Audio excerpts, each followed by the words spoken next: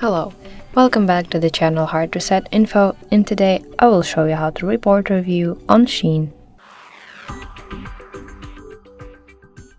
Firstly, open Shein on your device. Then select the item you're interested in and go to the product preview. Then you need to go to the bottom of the product and here you can see review section.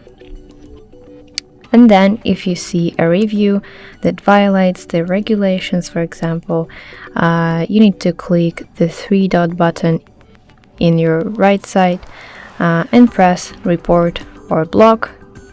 And then you need to state the reason why you want to report and block this review.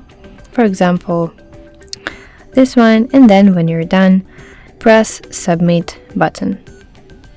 That's it. I hope you find this video helpful. Please don't forget to subscribe to our channel. See you later. Bye bye.